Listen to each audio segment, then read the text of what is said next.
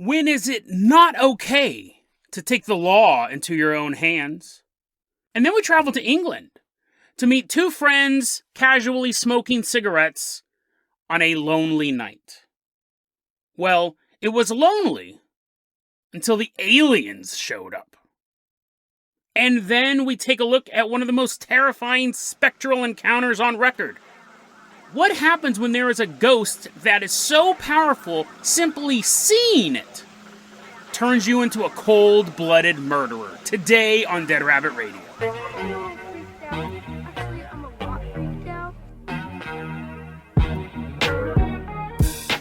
Hey everyone, welcome back to another episode of Dead Rabbit Radio. I'm your host, Jason Carpenter. I'm having a great day. I hope you guys are having a great day too. We got a ton of stuff to cover, so we're going to get started right away. First off, let's give a shout out to one of our live stream supporters walking into Dead Rabbit Command right now. Get ready to take a taste of Chime Chili.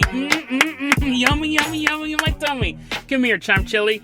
Chime, you're going to be our captain, our pilot this episode. If you guys can't support the Patreon, if you guys can't support the show financially, I totally understand. Just help spread the word about the show. That also really, really helps out a lot. Now, Chime, I'm going to start off by giving you the keys to the Jason Jalopy. Catch them in your chilly hands, dripping with meats and sauces. We're going to leave behind Dead Rabbit Command. I'm going to grab some cornbread, and we are headed all the way out to Texas. I want to say, on Monday's episode, I've been thinking a lot about this. On Monday's episode, it was about, you're like, Jason, come on, man, that episode's hard enough to listen to, please. I talked about this idiot, this scum piece of filth on this earth called Jeffrey Portway, and he had built this secret base. He's caught, he wasn't able to pull off any of his plans, but he built this secret soundproof dungeon in his house, and he had like castration tools and a child-sized coffin, and he wanted to eat children. He was talking online about eating kids and all that stuff. And he's locked away for only 27 years. He should be locked away until the sun burns out. But anyways, he had a bunch of child porn and worse stuff. He had worse images than child porn, if you can believe that. But he had them. And I was specifically talking, he was afraid of COVID, catching COVID in his cell. And I said things like, we should pump COVID directly into a cell and other stuff. I want to clarify those comments. I'm not apologizing to him at all. I didn't get contacted by his lawyers. I didn't get contacted by YouTube for making comments. Those comments, obviously, it's heightened reality. It's jokes, legally speaking. But I wanted to say this, because I know a lot of people listen to this show. I know this show has a really big audience, and it's a global audience, and it's mostly men. I've mentioned this once or twice on the show. I was actually trained to be a sexual assault counselor. I volunteered at a women's shelter. I don't even know if they're still around, but when I was living in Sacramento, I was volunteered at a women's shelter, and I was trained as a sexual assault counselor. And because I'm a giant, broad-shouldered, hairy man, they said, you will not walk into rooms with women who have been victimized by men. I was specifically trained for two groups. Male victims, and there's a lot of them, and male family members. That's what my training was to go into these hospital rooms, to go into these police stations, and to calm down fathers and brothers and uncles and friends from going out and just slaughtering the suspects. It was all de-escalation training, and it's interesting, that de-escalation training has helped me throughout my life. Like, it was a really, really good program. I'm glad I had the opportunity to do it. So when I'm talking about pumping COVID into Jeffrey Portway's cell, a joke, legally, I want to be very, very clear, and it kind of broke my heart. I read this article the other day, and I wanted to share this with you and just go over it briefly, but this happened really recently. A lot of you guys probably are aware of it. In Texas, this was just happened January 19th, 2022. We're in the city of Pharr, Texas. There's a guy named Gabriel Quintanilla. He's a 42-year-old man. And he was accused of having sexually assaulted his 9-year-old daughter. And these accusations went around the RV park where everyone was living, and they got to the ears of this young girl's stepbrothers, Gabrielle's stepsons, Christian Trevino, who's 17, and Alexandro Trevino, who's 18. And they, together with their friend, Juan Melendez, beat this guy to death. They beat Gabriel Quintanilla to death. And it wasn't necessarily a crime of passion legally, although I would not convict these guys if I was on the jury. They beat him up at the RV park. He escaped. They caught up to him at a local apartment complex and beat him up. That's where Juan got into the fight. And two other guys who were just walking through the parking lot. They saw these 3 guys beating up this dude. Hey, what's going on? Oh, this guy has molested this little girl. And they jumped in and they started beating him. But then those other 2 dudes left. And Gabriel left that scene as well. He escaped that fight. And now he's walking down the road. And Juan and Christian and Alejandro catch up to him in a pickup truck, and they jump out of the pickup truck and beat him up more and throw him in the flatbed of the truck, and they drive off. And the next day, he's dead. And I read that, and obviously I understand that you understand doing that, right? But later on in the article, it states that Gabriel was being sought after by the authorities. They knew of these allegations, charges had been filed, they were going to arrest him and take him into the court system and put him up for trial, and hopefully the jury would do the right thing and this guy would be put away. And instead, he's dead, which that's that, right? Horrible, horrible person. But this young girl, this 9-year-old sister, lost 2 great men, right? That's not her dad, but Christian and Alejandro. Think about how much they loved her so much. They put their lives on the line, and they put their freedom on the line for her. And really, really, really, I prefer a world where these 2 young men are free, and they teach that girl what a real man is like. And in a way they did, obviously. She knows that she has people out there who will stick up for her, but all of those other life lessons, as she's going through middle school and high school, and she's a young woman going into college and all this stuff. This was my job, was to talk to fathers and uncles and brothers and friends and being like, she needs you now more than ever. Like, I get it. You know who the guy is? Friend of the family, maybe a relative, and I get it. You want to leave this hospital room, you want to go home, you want to get that gun, you want to drive to his house, you want to shoot him, but she needs you now. Imagine if you do that while she's struggling with the trauma that she's gone through, she finds out her dad is arrested. And now, not only does she have to go to criminal proceedings for her own case, she has to go to criminal proceedings and watch the back of her father's head as this judge is talking and the jury's talking, and she's gone through her trauma. Be there with her trauma. Be there. And so I just wanted to clarify that, right? I wanted to clarify that. I was hoping no one, as I was editing Monday's episode, I thought, I do like it, and I stand by the jokes that I was telling, but I was hoping, this is real stuff. Like, at the end of the day, this is real stuff, and I know a lot of young men listen to this show, listen to this podcast. Doesn't look like it on YouTube, but trust me, the podcast numbers are quite high. And I'm not trying to brag. I'm just saying, I feel like I had a responsibility to do that, because if someone was going through this and me as a friend talking about this, joking around in this, if that would embolden someone to go, I would feel awful, because that is your job right now. Or maybe hopefully you'll never have this job, but if it might be your job now, it might have been your job in the past, or it could be your job in the future, is not to go out and be a vigilante and kill these people. It's to be there for the victims. The people that you care. But trust me, dude, I get it. I get that these guys did it. I wish, honestly, that it had all happened in one blow, because legally, then you could argue it was a crime of passion, it was an accident. When you follow the dude around and then kidnap him. So anyways, these guys are facing murder and assault charges and all sorts of stuff. Oddly enough, they're not facing kidnapping charges, and I think that's to keep the feds off the case. I think they want to handle this locally, which may be a good sign for these boys. But, yeah. So anyways, vigilante justice is, it's the most fun justice. It's very quick. You got to be careful, otherwise the vigilantes become the lynch mob, and there is a fine line between those two things. The vigilantes become corrupt themselves. Anyway, crazy true crime story, if you guys weren't aware of that, and I wanted to clarify. Be there for the victims. Do not fly off the handle. Be there for the people you love, and show them what a real man is like over the course of years and years and years. Don't add to the trauma of this young 9-year-old girl. Is there anyone to take care of her now? Hopefully she has a lot of good family members in the area. Hopefully the community, there's actually been a petition to drop the charges against these boys. This just happened on January 19th. The petition was started shortly after that. 200,000 people have already signed the petition. 200,000 people are already saying just drop the charges, but unfortunately, they most likely will be charged. So again, I just want to say that Jeff Portway's a piece of human debris, trash, whatever. But yeah, I just wanted to clarify that if you are currently cleaning your shotgun, you are better on the outside than inside. And I mean, person, I'm not talking about your looks, and I'm not talking about your personality inside, although I'm sure that's sparkling as well. Chime Chili, let's go ahead and toss you the hair hang glider. We're going to leave behind Texas. We're going to float all the way out to Hessle, England.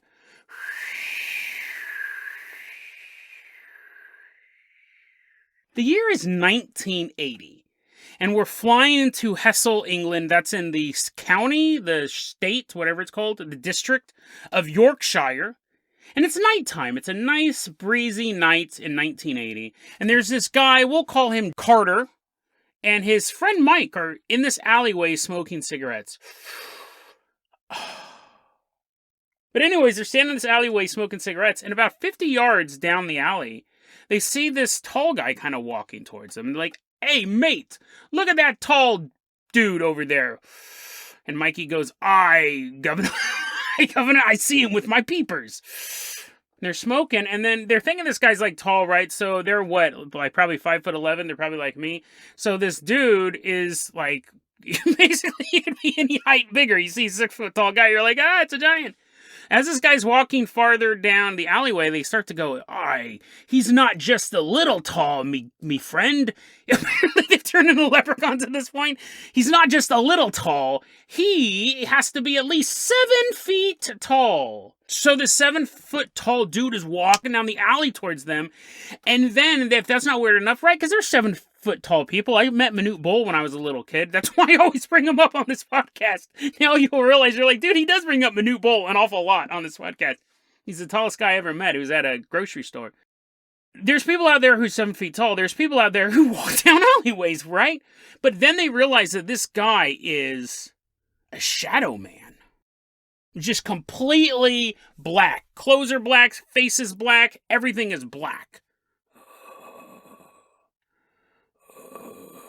Walking down the alleyway. They did not say that he was making that noise. But as he's walking down this alleyway, they're just staring at this dude. And Carter and Mike are watching him, and he's about 10 feet away at this point. I don't even know why they waited for him to get this close. Carter and Mike begin to run the opposite way down the alleyway. Get out of the way, trash! Pushing stuff all over, trying to make their escape. But then, Carter feels a tug on his shirt, thinking, oh no, the Shadow Man got me. But he realizes the hand is Mike's. And Mike grabs his shirt and kind of throws him back, and Carter's like, you bum! He figures that Mike is trying to get around him so he can run faster. But still, it's kind of a messed up thing to do. But what he realizes very quickly that Mike is not running in front of him so he can outrun Carter. He's running in front of him to stop Carter from getting away. Carter has to push Mike to one side and continuing to try to get down this alleyway. And once again, Mike is pushing himself in front of Carter and trying to block the exit out of the alleyway. Carter's like, what are you doing? What are you doing? And there's like this struggle. Carter keeps moving past him, and Mike keeps jumping in front of him. And the whole time, this giant shadow is continuing to walk towards them. Eventually, they get out of the alleyway. Oh, me lungs hurt. And they look down the alleyway, and the Shadow Man is gone. Now, Carter has some other business to attend to, mostly. Mike, why were you trying to stop me from getting out of the alleyway? Mike looks at Carter and goes, what are you talking about? Because I was running, and you kept jumping in front of me. Oh, that thing. Yeah, that thing where I kept trying to get you out of trying to keep you in the alleyway. Oh, yeah, I kind of remember that. He's like, you should remember that. It just happened a couple seconds ago. And Mike never, ever, ever could come up with an explanation as to why he was jumping in front of his friend, trying to slow Carter down while this shadow creature, this giant menace, was chasing them. The only thing Carter can really think of is that Mike must have been under some sort of mental control at the moment. But that's just a theory. He doesn't know for sure. Mike never explained why he tried blocking the exit to the alleyway.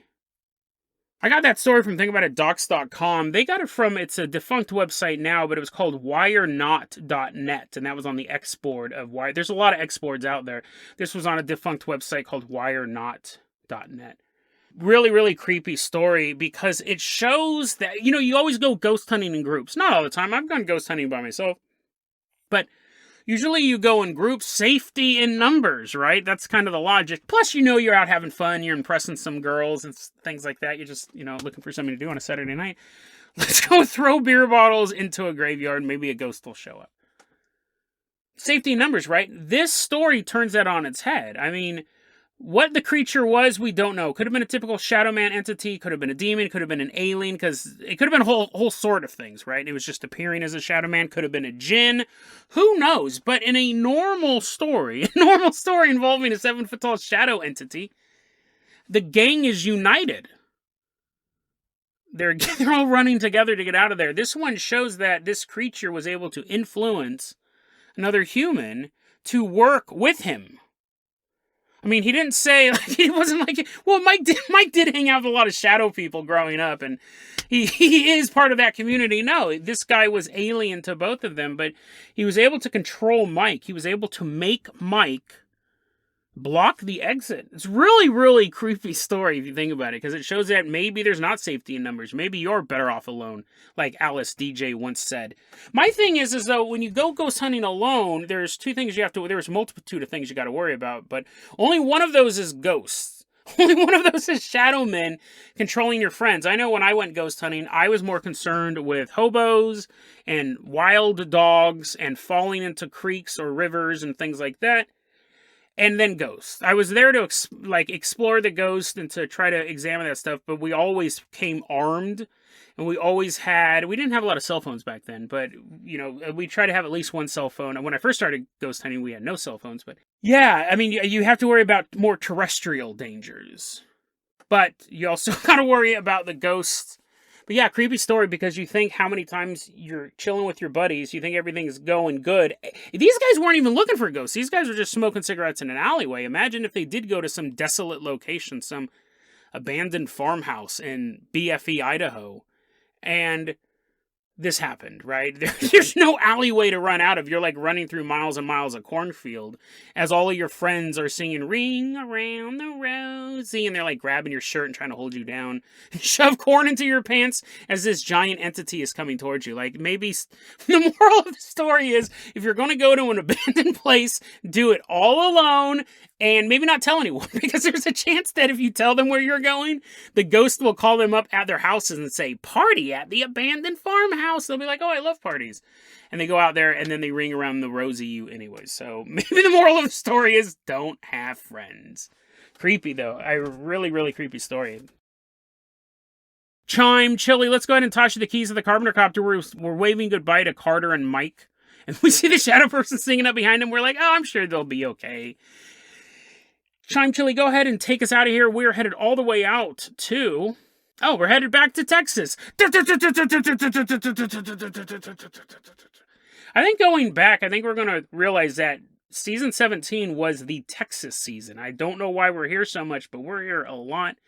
And this story, they've been all really good Texas stories. I mean, the first one of this episode was a downer, but we've been there a lot and we've gotten a lot of good stuff from it. And this is no exception. Specifically, we're headed to the Los Chisos Mountains in Texas. That's within the Big Bend National Park. So, helicopters flying over the mountain range, and we see all these trees and stuff like that. There's an owl looking at us all mean because we woke him up. He's like, "Oh, I'll get you." We're flying by, and Chisos, if it is pronounced correctly, Chisos is actually a local native tribe's word for ghost or spirit. So the Los Chisos Mountains would be the Ghost Mountains. And it actually lives up to its name. There's a lot of ghost sightings in this area, but We're here for one ghost in particular. 1891 is the year this story takes place, and the name of the ghost, oddly enough. In 1891, there are two cowboys, dun dun dun dun dun dun dun dun dun dun, walking through. One guy's like riding his cowboy horse, and that's Henry Powell. And then there's another cowboy, and he's like practicing with his guns, and that's Fine Gillian. Now, these two cowboys, they've lived in this area for a long time, they know each other, but they are starting to have this huge argument, and it's going to get really bad soon. Because there's this bull that keeps grazing near their herds. And every so often, Henry's looking out of the distance. He's like, there's that bull I love so much, but I don't know if it's mine. I don't really recognize it, but maybe I'll just take it because that's a strong-looking bull. And then Fine's doing the same thing. He's sitting on his ranch drinking some sarsaparilla, and he goes, oh, there's that bull again. It's weird. He's right on the border of my land, and that rascal Powell, Henry Powell, but I'm sure that's my bull. Even though I never bought it, even though I don't know who it belongs to, it's on my land enough, I'm just going to take ownership of it. And they actually start getting in a heated argument over whose bull this is. So Powell goes, you know what, screw this. There's only one way to solve an argument. In 1891, he goes back home and he gets his gun. Now, Powell is a one-armed Civil War veteran. Doesn't say what side he was on, just so you guys know. He could have been a Southerner. He could have been fighting against the United States. But anyway, so Powell comes back. He has his gun, and he starts shooting at Fine. And Fine, this is 1891. If you live in the middle of nowhere, you know how to use a gun. And he has a gun. You have to have a gun, too. He grabs his rifle, and he starts shooting at Henry. And this goes back and forth. The distance is closing between these two guys. They're walking towards each other, and they're shooting at each other. And eventually, Powell's gun, his little revolver, gets jammed. Click, click, click. Well, Fine, I guess the day is yours, my friend. I guess you're right. That mighty bull is yours. And Fine, a man not to leave business unattended, he walks up to Henry with this rifle, raises it, it's point blank to Henry's chest, and he pulls the trigger. One-armed Civil War veteran with a jammed pistol is now sprawling out in the Texas sand, blood soaking the soil. A large bull chewing the grass, watching the whole thing. Fine, even though he's this businessman, even though he owns all this land, right? He killed a man. He's now a criminal. No matter where his life was before that, he's now a criminal. Texas Rangers go after him, and they catch up to him a week later, and there's a shootout. And Fine is killed by the Texas Rangers in some godforsaken canyon in Big Bend National Park.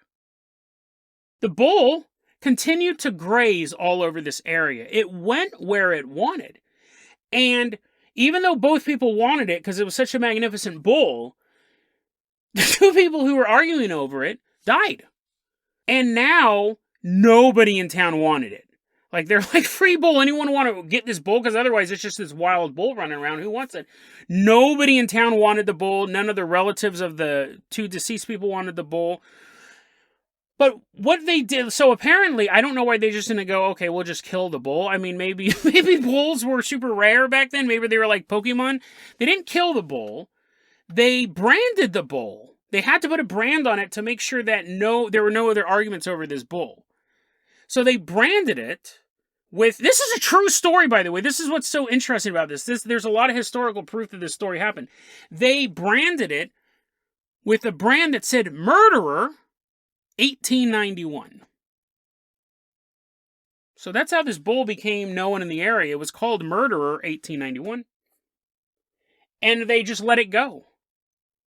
So all of that stuff is true. We have those two gentlemen. They killed each other over this bull. The bull was branded Murderer 1891. What happens next is where we start to get into the world of the paranormal, the world of what is true, what is legend. But nonetheless, very, very interesting tale that we're going to be talking about. What happens is, Where Fine Jillian used to hang out around town, you'd be hanging out in the saloon, shooting back whiskey as some hot showgirl sitting on your lap.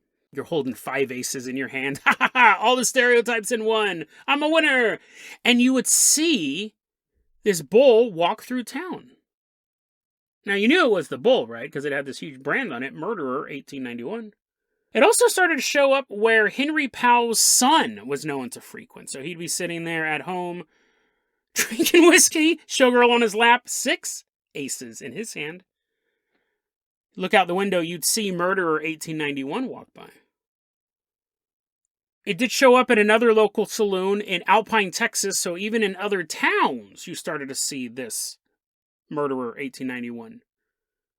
And people started to put something together. People started to figure this out. The guy sitting there shooting back whiskey with the showgirl on his lap with the 5 aces at our first saloon, he looks out and he sees the bull.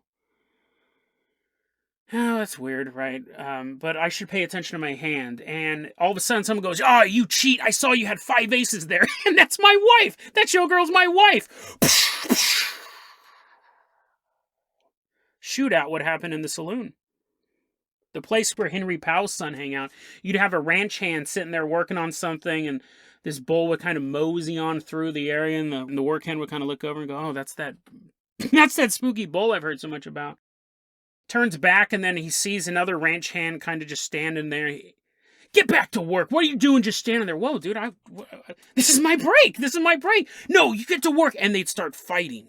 A violent fight would break out on the farm. "Get away, boys. Separate. The saloon in Alpine. The bull would mosey on by.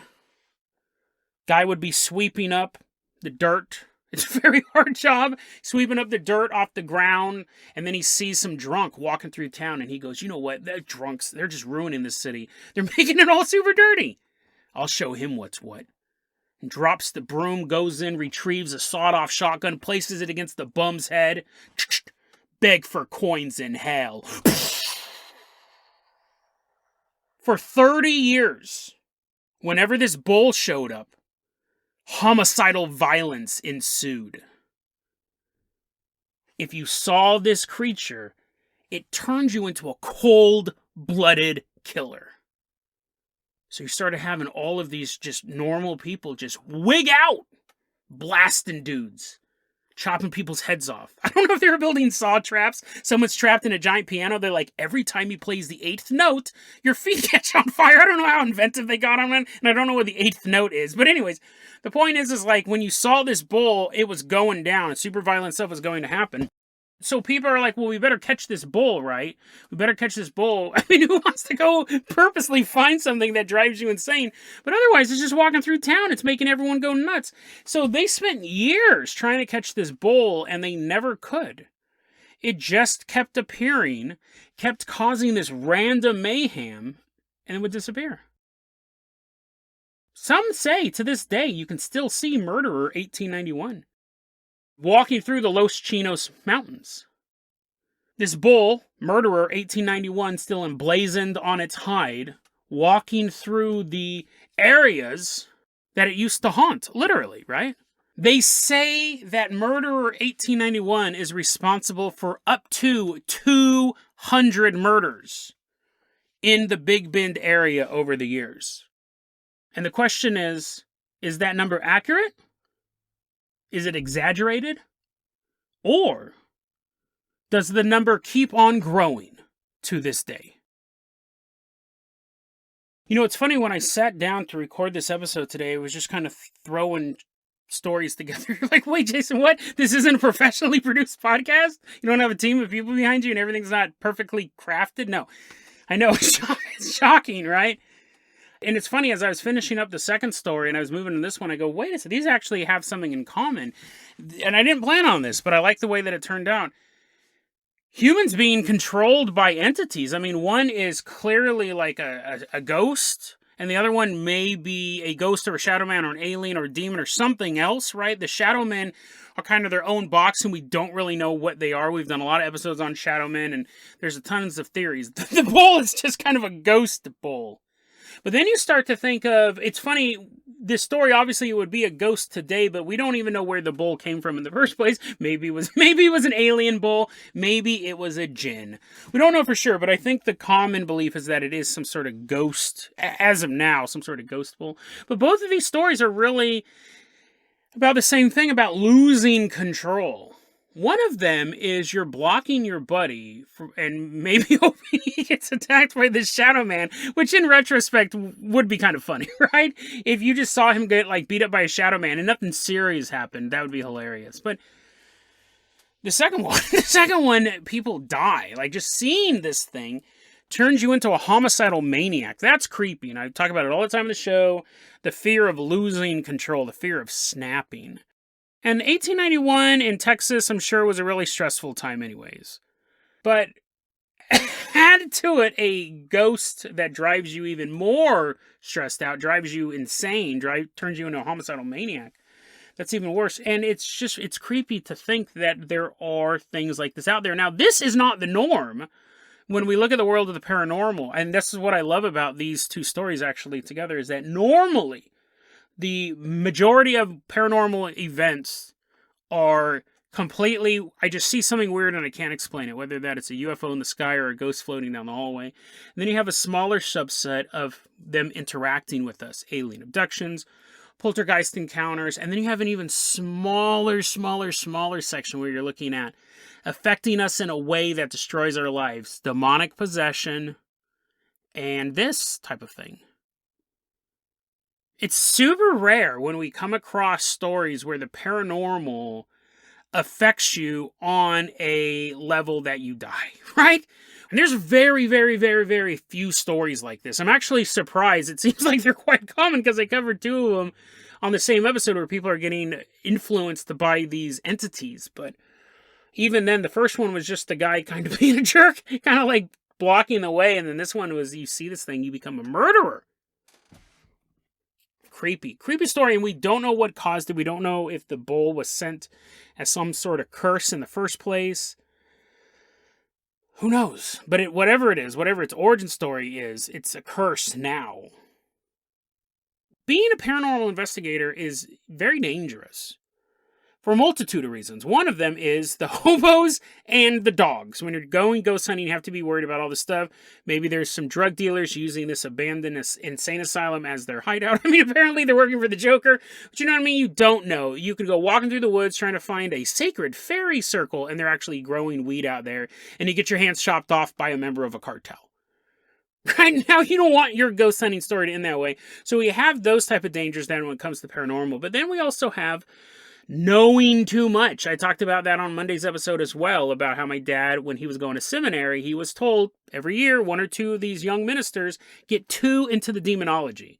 And the college actually had a program set up to identify when that was going on. They're all floating down the hallways. They're like, hail, hail, the dark one. They're like, you might want to come to my office hours, Johnny. They had a program set up to identify them before they slid too far into that world. So knowing too much can be dangerous. Seeing too much can be dangerous. There's all these dangers you have when you're dealing with the paranormal world. It can, if someone of a weak psyche, someone of a weak constitution, it could really mess with you. Could really mess with you. And then you have the public ridicule as well. Like, I openly identify myself as a paranormal researcher. And people laugh, right? And then I'm floating down the hallway and I'm like, Dark One, take out my enemies, please. No, I'm like, my whole thing is I don't care whether or not you believe it. I do it. I think it's fun. I believe it. Not all of it, right? I investigated stuff and it turned out not to be real, but, whatever. But if you have a weak sense of self and people are making fun of you, people making fun of you online, posting stuff about you and stuff like that, that can really hurt you. That can really hurt you. And that can devastate you as well, destroys your sense of self. So that's something you have to be aware of. This is something completely different, right? This is a ghost. This is just a normal ghost that makes you kill people. This isn't forbidden knowledge. This isn't something you weren't meant to see. This isn't a cursed set of words or a cursed coin that drives you insane and Monday's episode or any of that stuff. This is a ghost that makes you murder people. And you don't have to go looking for this. This isn't happening in some abandoned mausoleum in Spain that no one's been to for the past 400 years. This isn't a national park. This isn't an area where people go. And you could be camping, you could be backpacking, you could be... I don't know if there's actually cities where these places used to be, where they're now... I doubt there's many cities in the national park, but I don't know how populated the area is, because we started going to like Alpine, Texas and things like that. You don't have to hunt this ghost, it hunts you. And that brings it to a whole new level of terrifying. This ghost has a curse.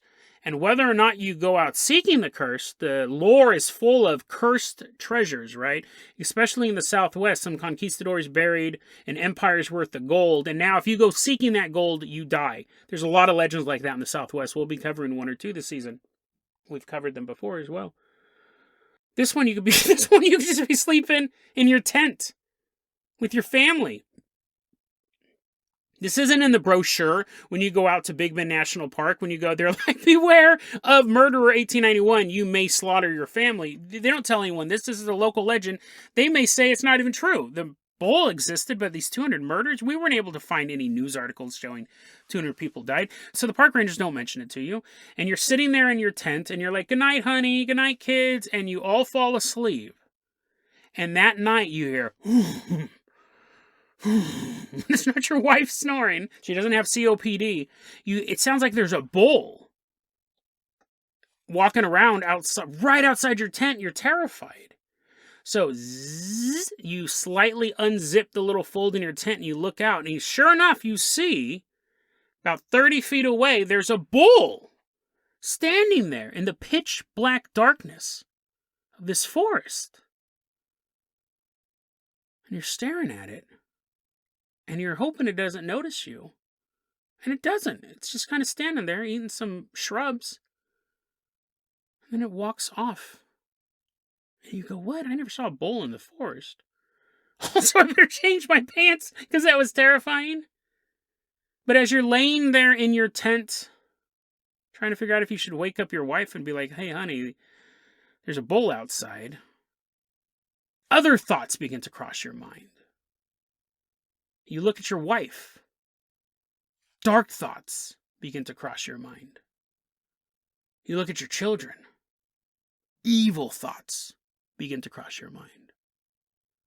And by the time the park rangers discover your tent 3 days later, ripped to shreds, coated with clumps of dried blood, matted hair, and bone fragments, you are long gone, walking naked through the wilderness of Big Bend National Park, holding a crowbar, eyes wide and wild, looking for another victim, hoping for an entire campsite of innocent souls to smash into pieces.